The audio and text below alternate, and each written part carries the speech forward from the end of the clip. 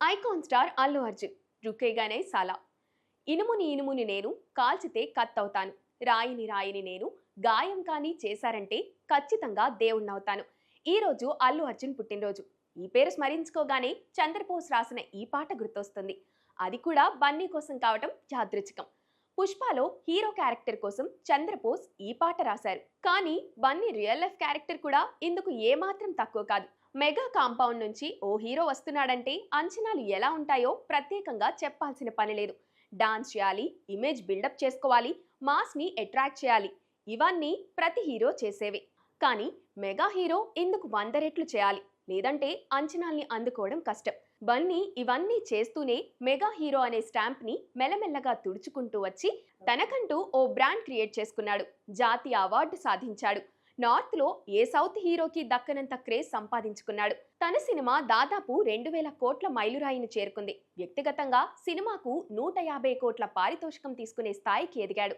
అయితే ఇదంతా రాసినంత సులభంగా, చదివినంత వేగంగా మాత్రం రాలేదు. గంగోత్రి హిట్, పాటలు సూపర్ హిట్. కానీ బన్నీకి ప్రత్యేకంగా వచ్చిన మైలేజ్ ఏమీ లేదు.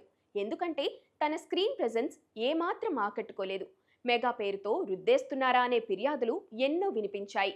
కట్ చేస్తే ఆర్య గంగోత్రిలో చూసింది అక్కడ చెడ్డీలు వేసుకుని తిరిగింది ఈ కుర్రాడేనా అని ఆశ్చర్యపోయేంత మార్పు, డాన్సులు, ఫైట్స్, ఎమోషన్స్, స్టైల్ అన్నింటిలోనూ తేడా ఆ క్షణం అనిపించింది. తెలుగు సినిమాకు ఓ కొత్త హీరో పుట్టాడని. అక్కడి నుంచి వెనక్కి తిరిగి చూసే అవకాశం రాలేదు. అలా రానివ్వకుండా చేసుకున్నాడు. తెలుగులో పేరు సంపాదించాక తన ఫోకస్ ఇతర భాషలపై పెట్టాడు. మలయాళంలో మార్కెట్ సంపాదించుకున్న మొదటి హీరో బన్నీనే. పుష్పతో ఇండియా అంతా బన్నీ పేరు మార్మోగిపోయింది. హీరోగా కెమెరా ముందు కష్టపడటం ఒక ఎత్తు, తన కష్టాన్ని మార్కెటింగ్ చేసుకోవడం మరో ఎత్తు. కష్టానికి ప్రొఫెషనలిజం చాలా అవసరం. బన్నీ అదే చేశాడు. తనకున్న పిఆర్ టీం చాలా స్ట్రాంగ్. ఎంత స్ట్రాంగ్ అంటే బన్నీ ఏం చేసినా క్షణంలో అది వైరల్ అయిపోతుంది. ముంబైలోనూ దాని గురించి మాట్లాడుకుంటారు. అంతర్జాతీయంగా తెలుగు వాళ్ళు ఎక్కడ ఉంటే అక్కడ అదే హాట్ టాపిక్ అవుతుంది. పుష్పలో బన్నీ మేనరిజం ప్రపంచవ్యాప్తంగా ఓ బ్రాండ్ అయిపోయింది. ఇంటర్నేషనల్ క్రికెటర్లు సైతం ప్లే గ్రౌండ్లో బన్నీని అనుసరించారు. పుష్ప రుకేగానై సాలా అనేది ఓ మంత్రంగా మారిపోయింది. ఇదంతా బన్నీ పాపులారిటీకి నిదర్శనం. ఏ హీరోకైనా అభిమానులుంటారు. చిన్న పని చేసినా నెత్తి మీద పెట్టుకుంటారు. అదే సమయంలో ఏ హీరోకైనా హేటర్స్ కూడా ఉంటారు. ఆ హీరో చిన్న తప్పు చేసినా దాన్ని భూతద్దంలో చూపిస్తూ చెలరేగిపోతారు. బన్నీకి ఈ ఇబ్బంది ఉంది. బన్నీ నోరు జారిన సందర్భాలు ట్రోలింగ్కి గురయ్యాయి. చిన్న చిన్న విషయాలు రాద్ధాంతాలుగా మారిపోయాయి. చెప్పని బ్రదర్ దగ్గర నుంచి స్టేజ్ పై ముఖ్యమంత్రి పేరు మర్చిపోయేదాకా ఎన్నో ఉదాహరణలు ఇవన్నీ బన్నీని బాగా ఇబ్బంది పెట్టాయి.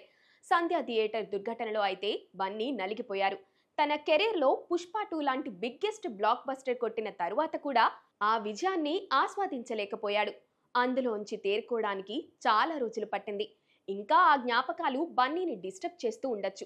అయితే కాలం దేనికోసం ఆగదు. తన పని తాను చేసుకుంటూ వెళ్తుంది. బన్నీ కూడా తన పనిలోనే పడిపోయాడు. ఓవైపు అట్లీ కథ ఓకే చేశాడు. త్రివిక్రమ్ బన్నీ కోసం ఓ స్క్రిప్ట్ సిద్ధం చేస్తున్నారు. బన్నీ కోసం బాలీవుడ్ దర్శకులు ఎదురు చూస్తున్నారు. బడా నిర్మాణ సంస్థలు క్యూ కడుతున్నాయి. ఇప్పుడు దేశంలోనే అత్యంత ప్రభావవంతమైన కథానాయకుల్లో బన్నీ ఒకడు.